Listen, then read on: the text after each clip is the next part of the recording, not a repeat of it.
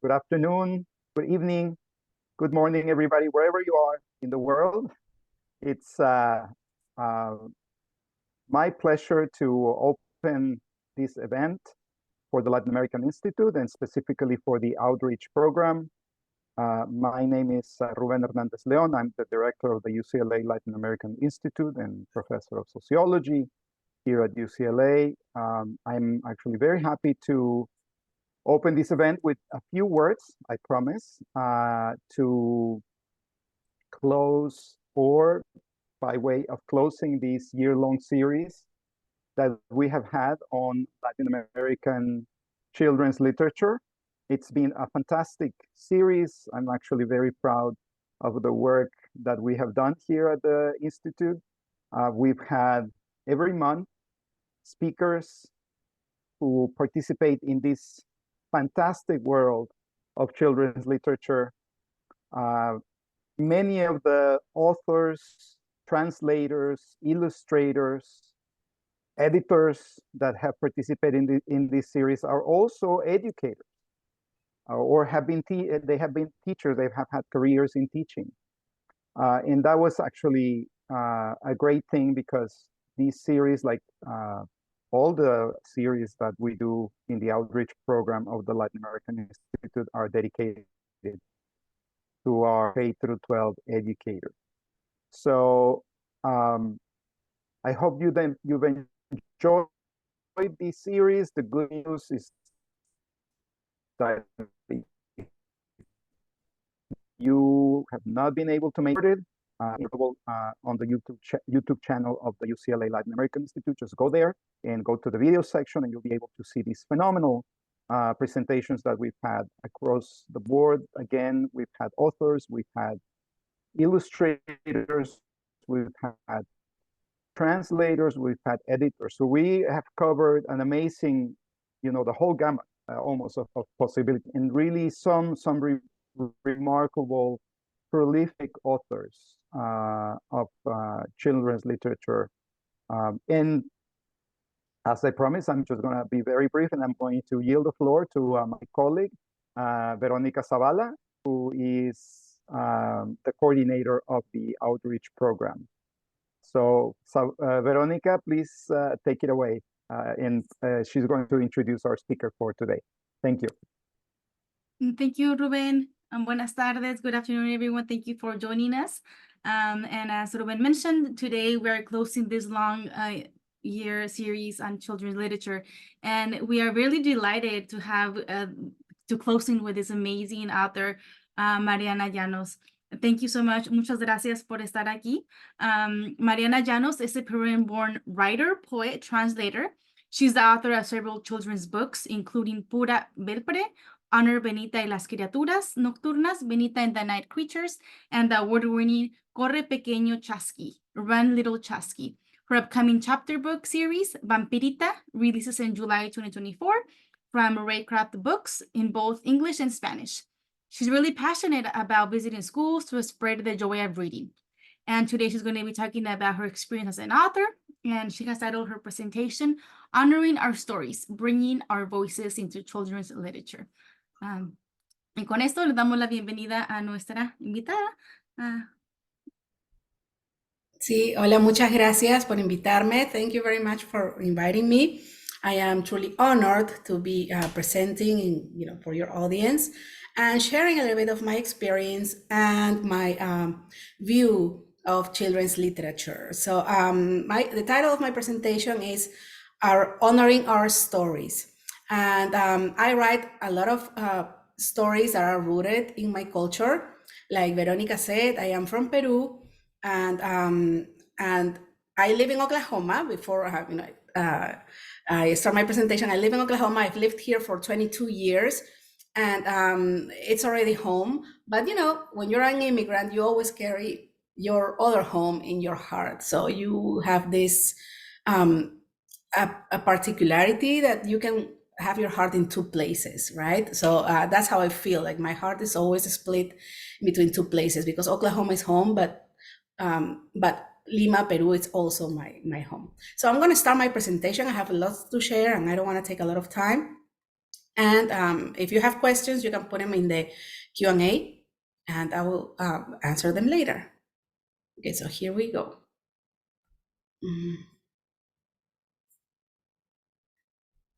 Okay, like I said, my presentation is called Honoring Our Stories, Bringing Our Voices into Children's Literature. And that's me, Mariana Llanos, and that's an illustration from my book, Wrong Little Chesky. Illustrated by Mariana Ruiz Johnson, by the way. So her illustrations. And I'm trying to scroll. Okay, here. So about myself, about my career, I am the author of 14 children's books, not counting the Spanish version, so it's almost double. And my latest book is called Vampirita. It's a chapter book. I'm going to talk a little bit more about it later, and it's coming out in July. And the book that I published last year is Benita y las criaturas nocturnas, or Benita and the Night Creatures, and published by Barefoot Books. And it won a Pura Belpré honor, and which it's an incredible honor for me. And I'm gonna go to San Diego in June to the American Library Association conference to receive the award and meet other amazing authors. So I'm very excited about that. And these are some of my other books. And well, I'll tell you a little bit about my journey into publication. I began publishing in 2013, so it's been a little bit over 10 years. And I actually began self-publishing my books. And the reason is I wanted to do it quickly. I wanted to do it fast at that moment. So I investigated about traditional publishing or self-publishing, and self-publishing is very appealing. And it was a learning curve. I enjoyed it. I loved writing my own stories and learning how to do them well. But at some point, I decided that I wanted to focus more on my writing.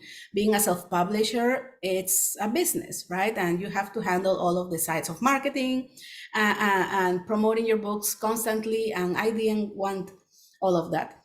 As a traditionally published author, meaning that I have a publishing house behind my books, I still promote my books and I have to do a lot of marketing, but my main concern is writing part, right? So I shifted, and I really liked it. I enjoy going into doing traditional publishing. And then I got a literary agent a few years ago, and after 9 self-published books, I published as a traditional author. Then I got a literary agent. In 2023, I sold 2 chapter book series. The first chapter book series is Vampirita, that is coming out this year, and the other chapter book series is called Martina and Her Bright Star, and it should be coming out next year. I don't have a date yet. And in 2024, this year, I won a Pura Belpré honor for Benita y las criaturas nocturnas, as I told you earlier. But it wasn't always like this, right? So I didn't start my life with all of these books. So a little bit about me. So I was a child writer, and I loved books. I loved words. And I read everything that fell into my hands. So if there are educators here, I cannot stress the importance of having a wide shelf, un librero variado with a lot of options for your students. I read books that were way beyond my reading capacities in that moment. When I was reading Shakespeare when I was 10 years old. I probably didn't understand all of the words, but I understood the story. And for me, that was enough. And I started writing my own stories because I loved books so much. So I am a writer because I was first a reader. And I put a little map of South America here in case we don't know where Peru is, but I know most of us know, but sometimes I don't know where Peru is. So here we are on the Pacific Ocean. And here in this picture, I'm with my mom. I'm here, one in the blue, and we're in the city of Cusco. Actually, that was the first time that I went to Cusco.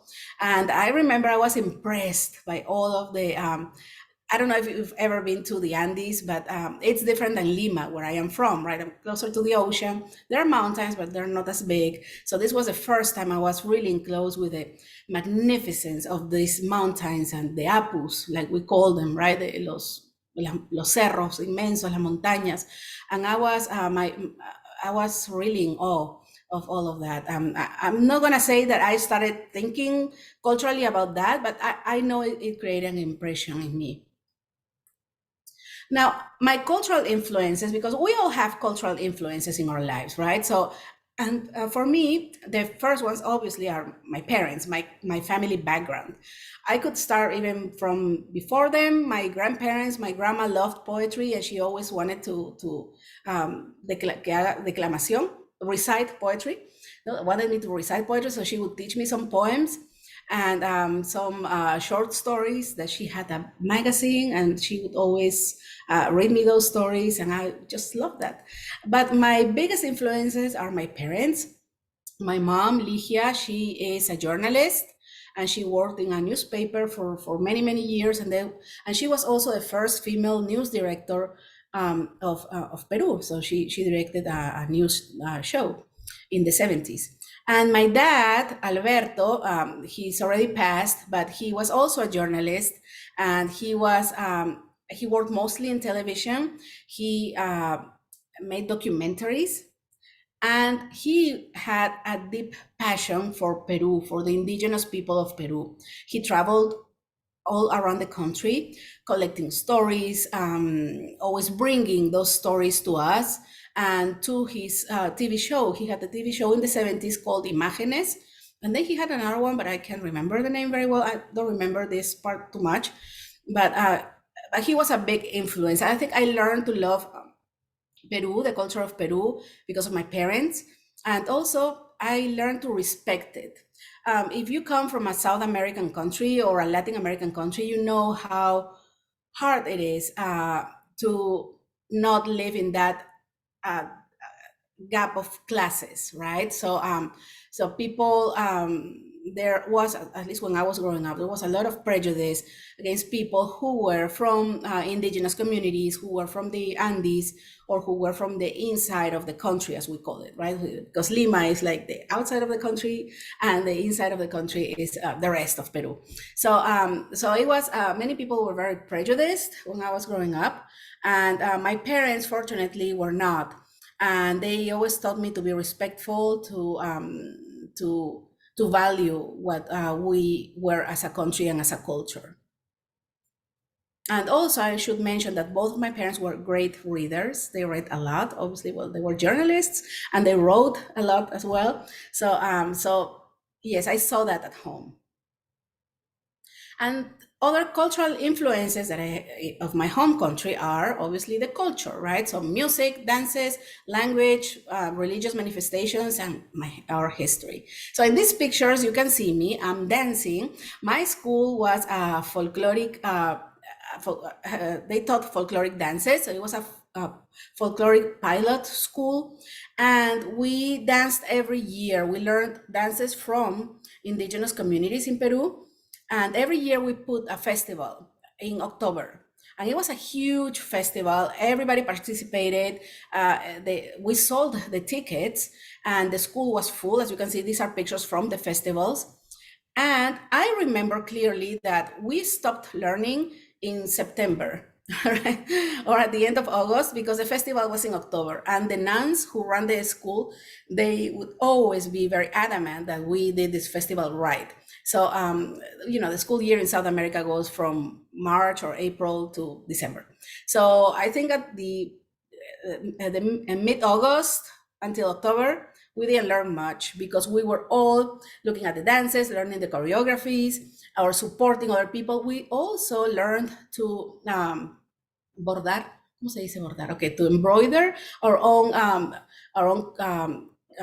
suits and the los mantos that were for some of the dances that we did, and we learned some Quechua words. And in those times, I think this is the 80s, indigenous languages were not valued in Peru, or I think in many places in Latin America, right? I think these latest years, having a resurgence of this value, people want to value more indigenous cultures. But in those years, no, people tried to, people from the Andes who moved to the capital, they did not want to speak their language. They did not want to speak Quechua, because people would mock them, or they would, be victims of prejudice or racism or discrimination.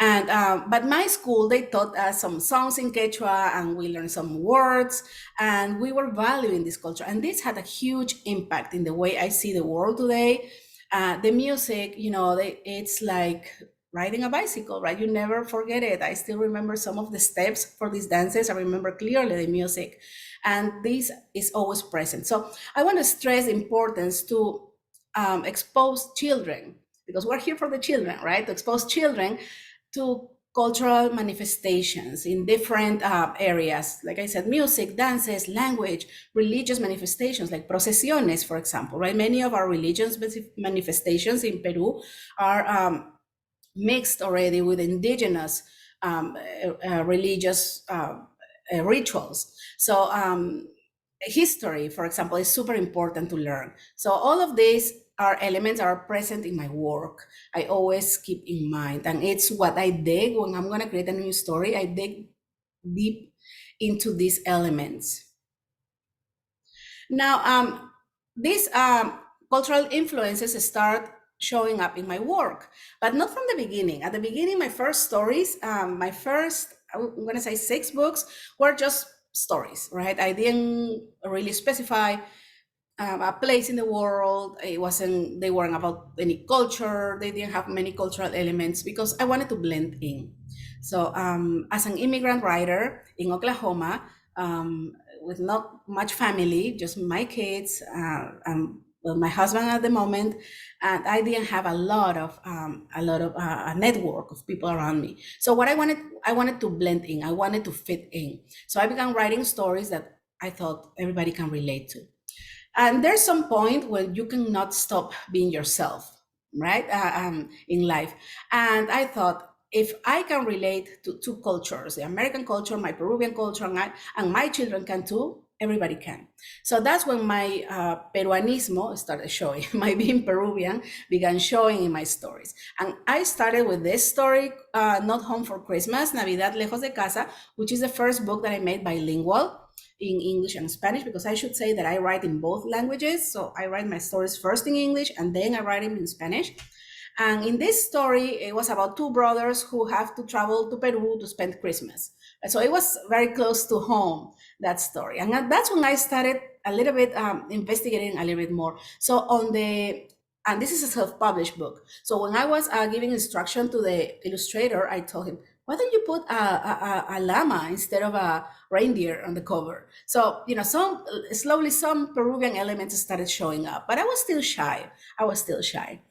And now my next book that I dove right into Peruvian culture is called Kutu, the Tiny Inca Princess, La Ñusta Diminuta.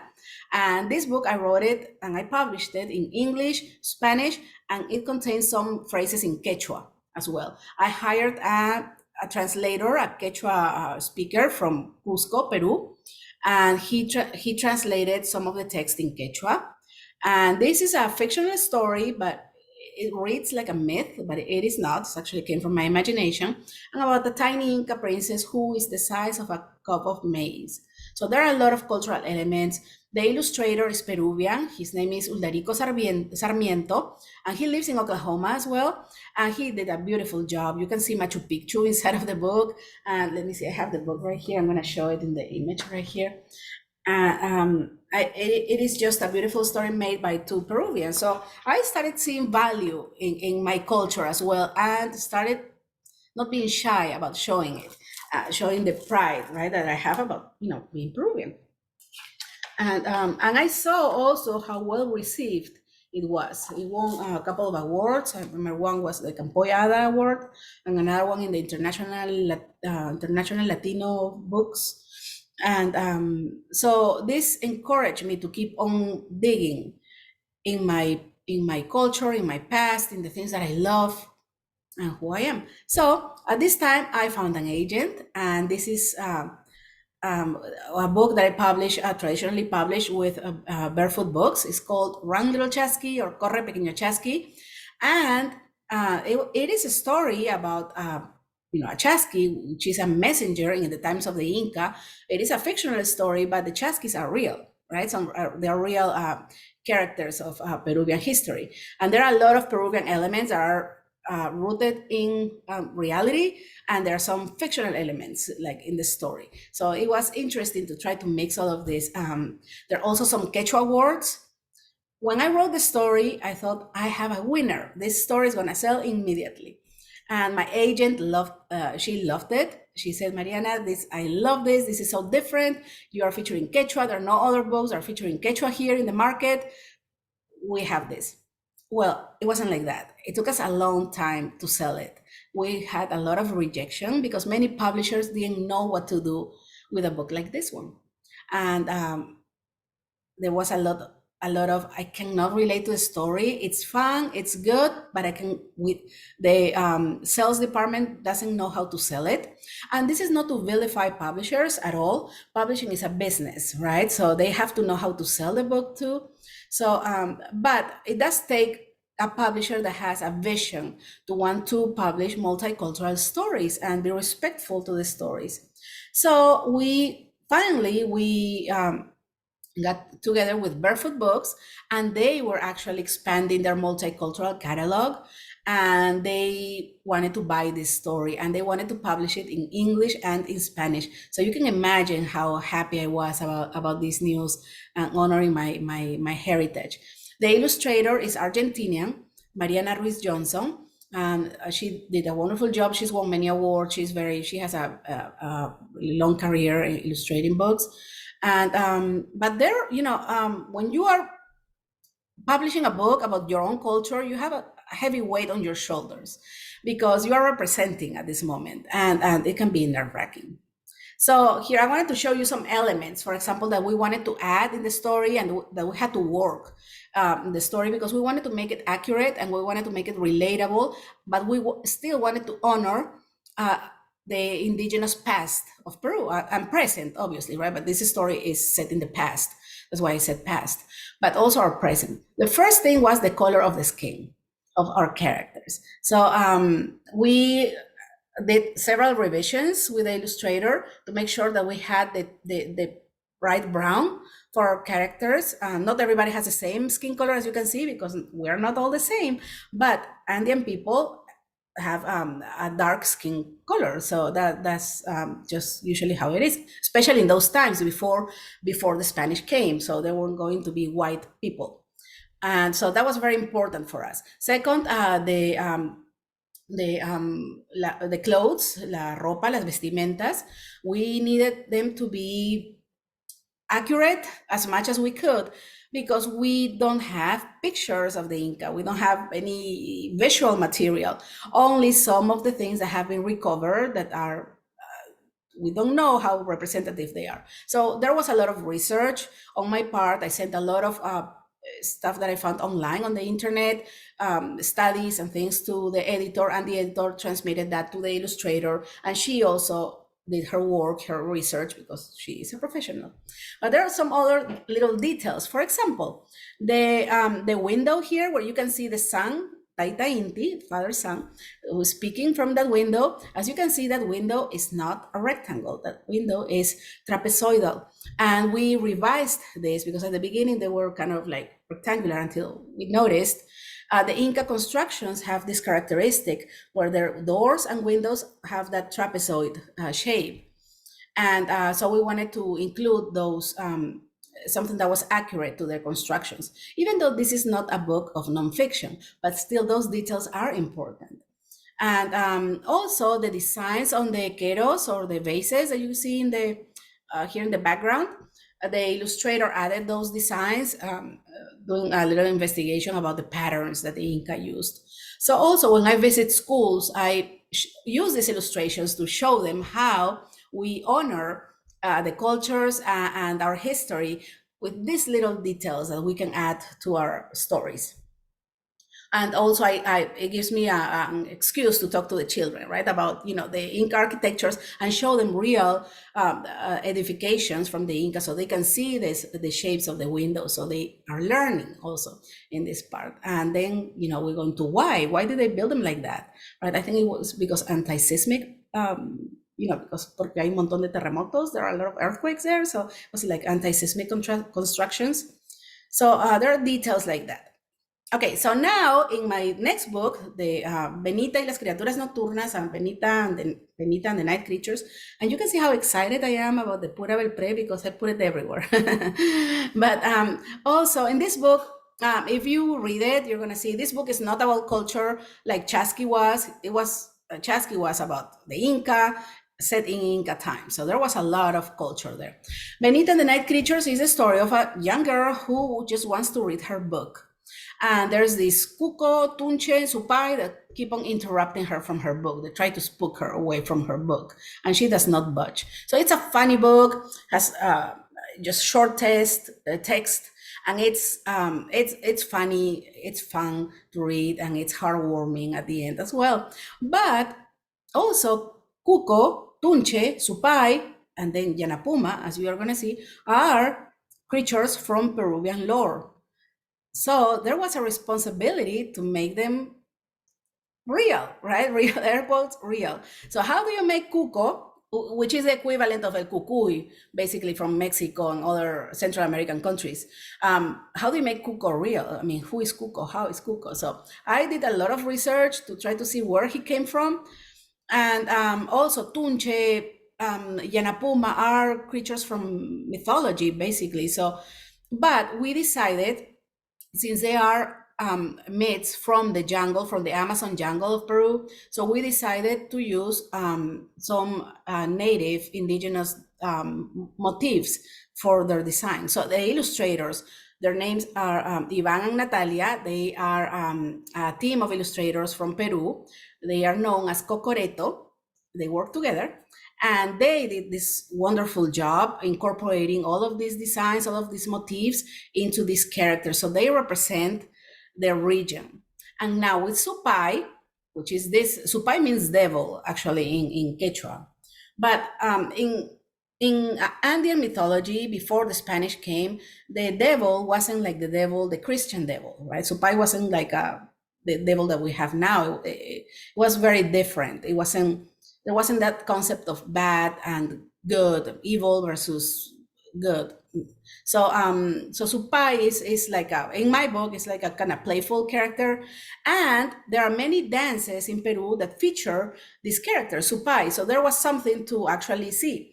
And Supai, as a character, the dancers, they wore masks with horns, with, big eyes and teeth, because it's the devil. And they also wear usually a blonde wig to go with it. So the illustrators played really, really well with these details from each character, because again, we wanted to represent accurately Peru. And once I read this book to a school in Peru. It was a book club in Peru, and there was one girl from the Amazon, and she said, when I said Tunche, she goes, "Oh, I know Tunche." So it was very exciting for me to see that kids can see their region also represented, and the stories that they have heard from their parents or their grandparents there.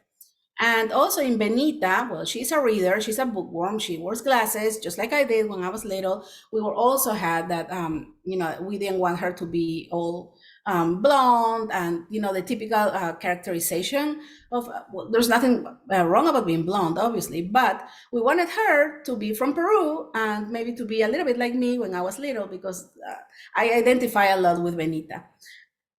So let me go to the next one. Also, I wanted to show you this. This is Coritica and the Three Alpacas. And this is actually an audio story that I wrote for Sony Music a couple of years ago. And this is published only in audio format. So you can go, if you go to this QR code, you're going to see several links, and you can hear it on a podcast and Spotify, Apple Music, or Apple Podcasts, and other platforms. And it's free to listen. And it is a story about a little girl, Coritica, which means golden flower in Quechua. And she is going to the market to try to find a present for her mom. And she gets lost. And she winds up in, finding a little blue door, and she opens it, and it's the fancy alpaca shop. So there are these three alpacas who are the fancy alpacas, and they are just opened their business. So Coritica tries to find something to buy for her mom because it's her birthday. So it's a sweet little story. It is narrated by Inairali Simo, who is the voice of the movie Vivo, the little girl, Gabi, from the movie Vivo. and she's a young girl, and it's just a cute story. I also have activities on my website.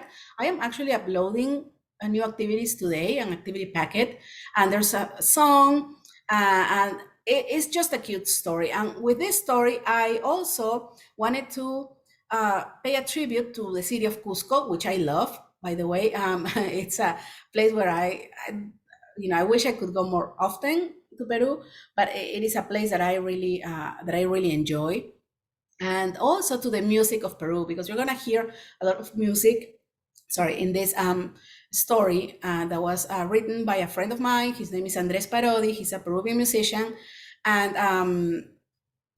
we wanted to make a mix of music and the culture, and there's some words in Spanish and some words in Quechua. So it is a very, very interesting project that I did, and I really like it. So hopefully you take a listen, and you're gonna see my cultural influences there as well. And I mentioned choclito con queso, which is the corn, the big Peruvian corn, Andean corn with cheese, and it's just delicious. So I think I was hungry when I wrote the story, because there's a lot of talk about food. Now, also, as part of my cultural influences is my immigrant experience, right? Because I'm not only Peruvian, I'm also an immigrant. And in this book, which is actually the first one that I published with a traditional publishing house, I wrote it in the two languages. They published it in the two languages, English and Spanish. So, and it's a story about a boy who's an American citizen, but his family are not, his parents are not, and they are deported to Mexico. They're Mexican, and they're deported to Mexico. So it's a side of immigration that we don't often see, right? It's the other way around. And at that time, I had seen some news about these boys who were American citizens, and they were living in border towns. Their parents had been deported, but they felt very American, and they had no way to come back until, well, they were older, right? And they felt displaced. They felt that they didn't belong here, they didn't belong there. And so it was a little bit sad for me, and also touching, considering that I was also an immigrant in that moment. Well, I am an immigrant, and in that moment I was still in the immigration limbo. And many times I thought, okay, what if I don't get my green card? What would happen? Because my children are American citizens. Are we gonna be okay or not? So there were several times that I thought that, and I wrote this story thinking about that. Now, I decided not to make it about Peru or make it too personal. I decided to choose characters who were from Mexico and the illustrator, by the way, her name is Ana Lopez Real, and she is from Mexico. And she did a wonderful job too here. And, but I didn't want to make it about me or what I was feeling. So I wanted to fictionalize it a little bit. That's why I used characters that were different, from a different place than me. So I didn't want it to make it, okay, this may be, what she is exactly feeling. I wanted to have a broad appeal. And at the end, I have a little note about immigration, about explaining what deportation is, and, some of the reasoning that people have, to be fighting so much about immigration. So my immigrant experience is always present as well, and is something that influences who I am, what I write, and sometimes what I read, and sometimes even the places where I go. So I cannot not have this accent, right? So I cannot not open my mouth and people notice that I am not from here, even though I've lived here 22 years. I always get, oh, so where are you from? And which is fine. I love saying that I'm from Peru, but but it is part of me. It is part of my identity already. And also talking about my immigrant influences, I have this book, Vampirita y la Turba Enfurecida, or Vampirita and the Angry Mob, and this is coming out in July, so only a couple of months. This is my first chapter book series, and this is about this young Peruvian vampire, and her mom moves her to Sunny City in California. So this book is set in California, in the fictional city of Sunny City, and it's a fun story. She does not like it in Sunny City because, hello, she's a vampire. So she's trying to move back to Peru where the skies are gray. You know, they're always covered with in fog in Lima. So she wants to move back. So she tries to devise a plan. So people are going to go and hunt them out of their home. So mom will have to move her back home. So she's kind of she's mischievous. There's a lot of mischief in this book, but also friendship and a little bit of dark sarcasm. But also you can see my cultural background here. I am Peruvian. I am from Lima. Sometimes I don't like it here. Sometimes I love it, right? But many times I don't like it here. But also when I go to Peru, I don't like it there. And so it's like you learn to live in the two places. So there are many, many things in this book that come from me, from my past, from my present, and from my children. And from some of this, from some of the things that I feel as an immigrant. And I think kids are going to like seeing what a person feels when they move here, right? So not everybody comes here like, oh, I want to live here. So some people are like, I don't want to be here. Why am I here? So so that's the story of Vampirita, and I'm very excited about it. It's coming out soon. So those are the books that I wanted to share with you, but I wanted to share, this is the conclusion from my work. Since most of you that are going to be watching this are teachers or work with communities or have your own kids, I think it's important to provide young people with the opportunity to see themselves in books, but also to see others. That's, for me, I think that's the biggest part. When I visit schools, I do a lot of school visits, and many times I have a lot of Latino teachers asking me to go to their Latino classrooms, their bilingual classrooms, immersion classrooms, and I love doing that. But I also love going to classrooms where the wide majority of children are not actually Latino, and they don't have a lot of exposure to Latino culture. So they see me, and they can see also that we as Latino people, we can be writers, we can be illustrators, that we can be many other things. So it's important to put ourselves in many different places. Representation matters. Also, it's important to awaken curiosity through cultural activities. For example, one of my goals with my book, Run Little Chasqui, is that the kids who are not familiar with Peru or Inca culture are going to actually go maybe on the internet or going to pick up other books, and they're going to learn more. And one of my motivations for this is that my kids go to American schools here, right, in Oklahoma. And I don't think they learn anything about South America. They don't learn anything about the Inca. They basically mention it very, very vaguely. So so I think it is important that children, not only my children, but children from different backgrounds can learn about different parts of the world, and many kids are curious. It's important that children are exposed to cultural manifestations from their own culture, going to festivals, going to all of these events that the community organizes, because that's a way also to root our own identity. Say, okay, I belong to this culture, but I also belong here. And also to appreciate differences and similitudes. And I'm sorry, these words are all over the place. I think it kind of messed up when I had to convert from one program to another. Well, a multiculturally diverse classroom requires a bookshelf that respects children from all backgrounds, and books that don't single out children, books that represent them accurately. What do I mean by saying books that don't single out children?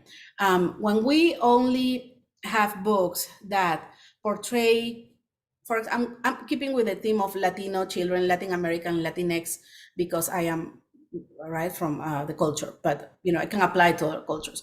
But when we present books that only have children who are through poverty, through going through things that are sad all the time, you're singling out the kids from that culture, because they might look at us and say, well, that's not how my home is. That's not my house. That's not my case. And other kids, oh, so people in your country live like this. I've been asked many times if I came to Oklahoma because I got tired from picking up cotton or picking up rice or things like that. I'm not gonna get into it, but it happens. So and I'm sure many of you can relate to that. So it's important to present these children in different situations. Kids who are, yes, maybe have these hardships, yes, but also kids who also live other things, because children are children. They are not always worrying about the things that make us sad. They always want to play. They also want to have fun. They also want to make friends. And so that's why I say that let's have enough books that they represent all of the kids and different situations. And it is important to remember that even in our own countries, we are not a monolithic culture. So I am from Peru, but I probably don't have a lot of knowledge about the jungle as a person who grew up in the jungle part of Peru, in the Amazon. So if I write about that, I have to do research. I have to talk to people who are from the region. I have to immerse myself into that into that region to represent them accurately. And so don't assume that because all you have students that are from Mexico, that all of the parents are going to know each other, right? And I don't know if it's happened to you, but it has happened to me. When I say I'm from Peru, they tell me I have a friend from Peru who lives in Minnesota. And I'm like, oh, okay. And so it happens. And but it shouldn't happen, because we all know that we are not a monolithic culture. So how to incorporate cultural identity in children's writing? And I mentioned this because, like I said, I was a child writer. I write since I was 8 years old. This is a book. Here, I'm showing it here in the box. This is a little poem pamphlet, booklet, poemario that my mom published when I was 10 years old. And she published 5 of my poems, and she printed about 100 copies of this. And we gave them to all of my friends, family, everyone that I knew. And this made me feel like a published author. It gave writing a purpose, because writing can be a little bit of a lonely activity. When you write in your notebook, you keep it to yourself, and then what do you do with it? It's important to be able to express it, to show it. So my mom did that for me, and it's probably the first moment that I thought, I can have my name in a book. And many years later, I did it.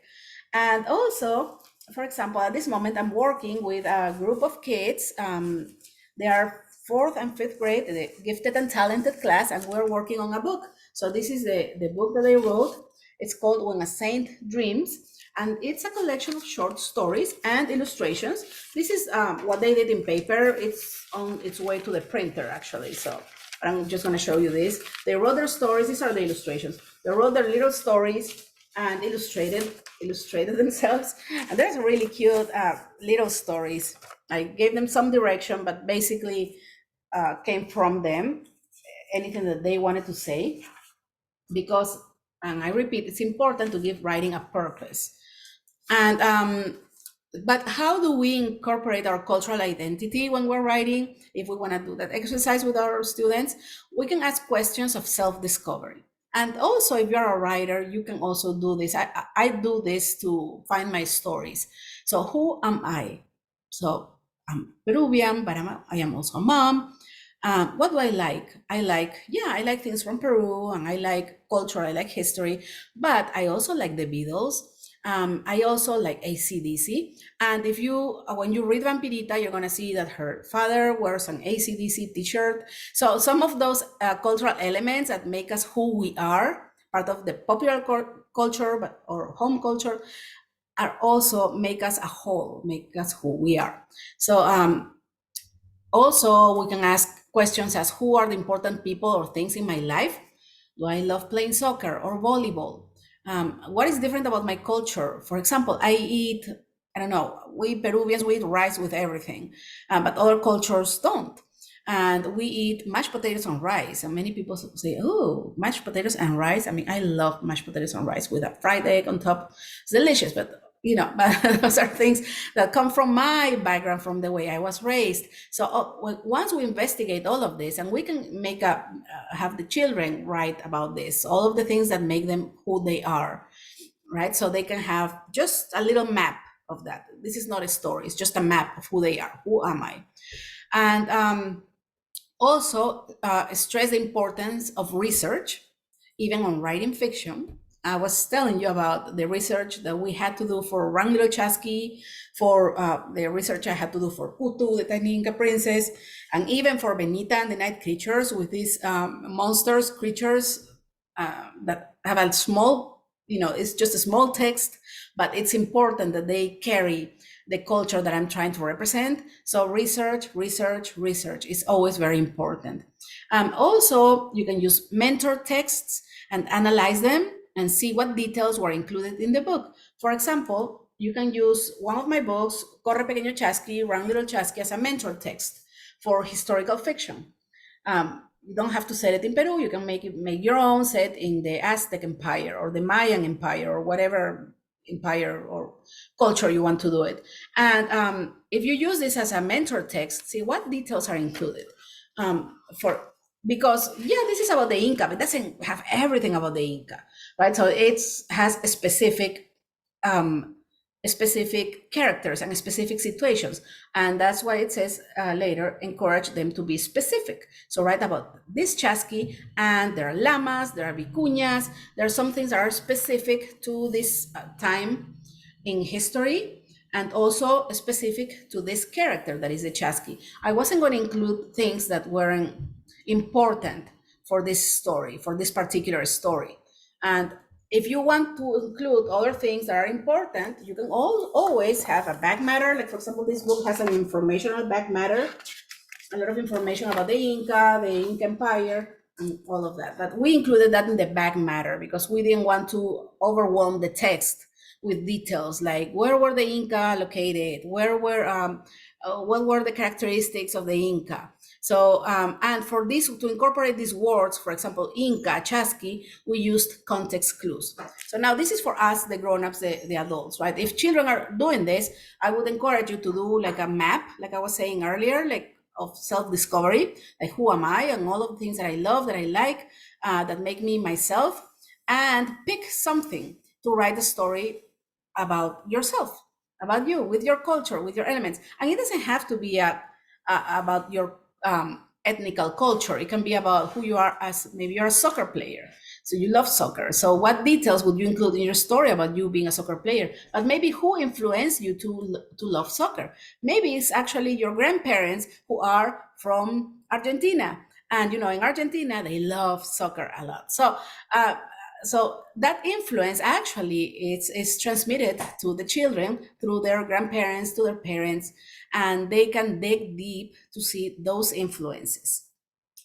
And okay, I wanted to show you where to find my books and info about my school visits and how to connect with me. If you want to know more, I'm going to take questions in a little bit. I don't know exactly the time, but I wanted to show you. Also, before that, I wanted to show you some resources for Latino, Latinx books. There are many other places for other cultures. I'm focusing today on like I said, on mine, what I know, right?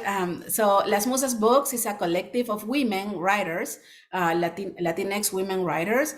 And there's also a Latinx book festival. And that is very, very, very cool. So you should check it out. It's sponsored by Las Musas, and you can find more information on the website. Then you can find lists of the Pura Belpre awardees. So you're going to find some quality books there in either English or in Spanish. And most of the books are in English, but they're rooted in Latino culture, because the Pura Belpre Award is for Latino themed books or authors. And the Children's Books Council also has a wide variety of books that are multicultural, differentiated in categories, so you can find the lists there and the awards. The Texas Reading Star, this is a list for bilingual books or books in English and in Spanish. I'm pretty sure there are many other lists in California as well, with such a large population of people who speak Spanish. And then there's also the Premio Campoyada for books in Spanish. And there you can find lists of books also that you can incorporate in your classroom, and that are by authors who are Latino or represent Latinx themes in their books. And again, I'll go back to my info of my school visits. You can go to my website. There's some material there for some of my books, coloring pages, and some songs. I love writing songs for my books. So you can hear that. For example, for Wrangler Chasque, I have a really cute song that it has some of the traditional rhythms of Peru. The audiobook Coritica also has some music and materials there. So I hope you visit it and connect with me on social media. But I'm gonna let you now give me your questions. Thank you so much, Mariana, for sharing so many resources, sharing all your knowledge and experience as an author. And we do have a few minutes for questions, comments. So I welcome the audience to write them in the chat, and I'll be reading them out loud. You can write them in Spanish or English, whatever works best. So let's start with, we have a few already. So let's, one of them is, did you write them originally in Spanish or English? Do you get to revise that translation process? I'm going to stop sharing now. So I usually write my stories in English, and the reason is that my agent and the editors speak in English. So I just go ahead and write them in English, and then I rewrite them in Spanish. So I don't really call it translate my own stories, but I think that I rewrite them because there's so things that are lost in context, right? So, I want it to be rich in each language. And I translate all of my stories. I rewrite them, and then I'm the official translator of all of my stories, yes. And I participate in the editing process in both in English and in Spanish, yes. And usually part of my contract is that I am gonna be the one writing the story in Spanish too, whenever there's a Spanish edition. Thank you. And this one from Celia Vega, she's asking about your experience with an agent. She says, this is beautiful. Thank you. Can you please share how you got a lit agent? What advice do you have for aspiring picture book authors? Well, for my first agent, I got very lucky. A friend of mine who was also a writer, she recommended me this agent. Her name was Clelia Gore. And she told me, well, you should submit to Clelia. She's looking for multicultural stories. So I submitted to her, and it was almost immediate that she said, okay, I want to represent you. I sent her this story, the Chasque story. And Clelia retired from agenting like a year after she was representing me, and she had a baby, so she decided to take a break. So I was approached by another agent in her agency, and I also interviewed other agents, but I really like the person. Her name is Sarah Rivers, and we've been working together for a few years now, a couple of years or 3 years, not sure. But the important thing take away from this is networking. When you're a writer, you write alone, yes, but you're not alone. You have a group. So going to conferences, going to like you're doing, meeting people, hearing, listening from other authors, but especially going to conferences, participating is gonna get you closer to agents, and also to people who are already published who may recommend you their agent. Now, it's not guaranteed that this agent is going to take you. Agents, they are going to represent whatever they don't have on their list, because they might love your work, but if they have someone who has a similar style as yours, they're going to have to pass. So it's hard not to take it personal, but it is a process sometimes that I know many people have in these years, and it's hard. But going to conferences, writing groups, I think is the first step. Thank you. We have a question from Deborah Maldonado de Oliveira. Have you used texts like Felipe Guamán Poma de Ayala's drawings from Crónica de Buen Gobierno as a reference as well? Well, no, but I'm familiar with the drawings, obviously, and that's what I passed on the illustrator when we were doing Chasque, and those are some of the I think they had in the back matter. I believe that they included. Yeah, I don't know if you can see it well there. I think I have the light too close, but they included some of these But yeah, I read a lot of material that is, classic material, like, this or more contemporary authors. But there's a lot of research. I always tell, people, there's a lot of grown-up books behind my research to write a children's book that is going to be 24 pages. But I read a lot. So also that keeps me inspired, right, in my culture, in things that I want to write about this. One day I'm going to write about this other thing. Thank you. So a question from Adriana Moreno Nevares. So she's asking, I'm assuming she's asking for the book Lucas Bridge. She's asking why make the character Mexican for this book and not others. I think you spoke a little bit about that topic, but maybe if you want to expand, why not a Peruvian character? Well, it was like for me, it was a logical decision at the moment. If I rewrite it, I would probably not make it Mexican. I would probably make it more close to me, because you learn as a writer, you learn as well, right? You know, it's a learning curve, and but at that moment it makes sense, because according to what I was thinking, the story was happening in Houston. So for them to cross the border back, to Mexico, the closest is, Mexico, obviously. So for me, that was my reasoning at that moment. And so I wanted to make it like that. And also I didn't want to make it too close to me, to people think that it was like a biographical story or something. At that moment, it didn't seem like a good idea. But like I said, now that, I've learned more about the books that are needed. I've learned more about representation. I'm more brave nowadays, right? So I think I said at the beginning something like, okay, I didn't want to, I wanted to blend in. So little by little, I think you start breaking those concepts that you have. And also remember, we as authors, we're also humans, and we learn as we go. And the follow-up question from Adriana, who are the favorite authors writing children books about raza? Well, there are many, I think, that are doing an amazing job. In Las Musas are all of my favorites. I really love the books by Margarita Engel.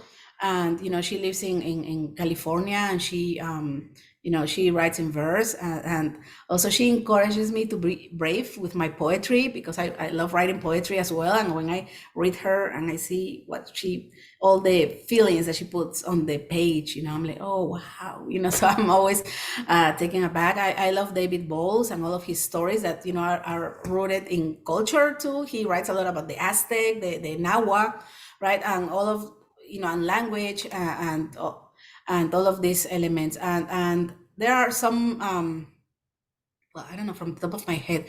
I mean, there are many that I'm following now, and upcoming books as well. People who are just Gloria Amezcua. I love Gloria Amezcua. I love her book. I'm horrible with names, but I don't remember the name of the book. But her book is amazing, and I know she has another one. So there are some books that you open and you're, wow. They open the world to you and say, oh, I want to write like this. I want to, I want to follow this path. So that's happened to me with the books by Margarita, by David Bowles, by Gloria Amezcua, and some others that I can't remember. Oh, Lulu de la Cree. I love Lulu de la Cree. She's from Puerto Rico, and she has a long trajectory, and she's representing the Boricua community so well, but also, all children in general, they can see themselves in her books. Some of my friends, Ana Siqueira, she's from Brazil, and she's writing books also, with Brazilian characters and some Brazilian culture that we don't see a lot here. So there are people who are coming and reaching now our landscape of children's books. Oh, and I have to mention Alma Florada and, of course, and Isabel Campoy, right? Because they are also pioneers of all of this. I read Alma Florada when I was a little girl. Actually, I read some of her stories in Peru. She lived in Peru for a few years, and she had some stuff published in libros de curriculum and textbooks, right? And I remember her stories from, I was maybe 10 years old, and I was reading her name. And then I met her in California not too many years ago. Well, thank you. And we're getting close to the end, but I do have one question that maybe we can close with this question. You mentioned throughout your presentation that you, especially at the beginning of your writing career that you were very shy of expressing and including your culture, your identity, but then you slowly went through this shift of embracing your background and incorporating cultural motifs and histories in your work. Do you see in your experience in the classrooms and taking your books and to different grade levels, do you see this shyness or vergüenza or certain limitation or fears in the classroom with students speaking up? And if so, like, how do you go about it?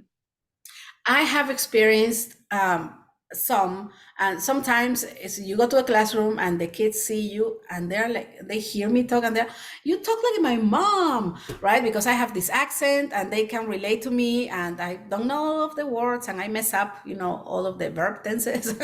And so they really, I think they like the part and they talk to me in Spanish, yo hablo español también. And then they start saying, but I've been to other classrooms where, especially when they're a little bit older, not the young ones. The young ones are usually, the ones that are more proud.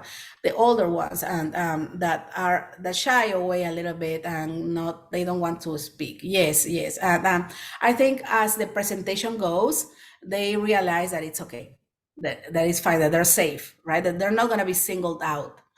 Because kids, especially at a certain age, third grade, fourth grade, and up, they don't want to be singled out. They want to fit in. Everybody wants to fit in.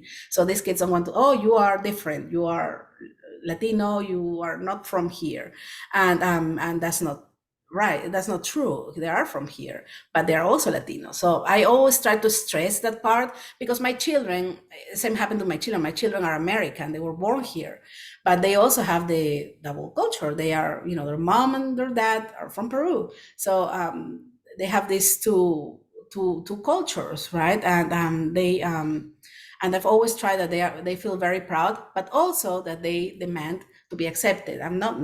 I am Peruvian American, I'm also from here. So I am part of the culture from here as well.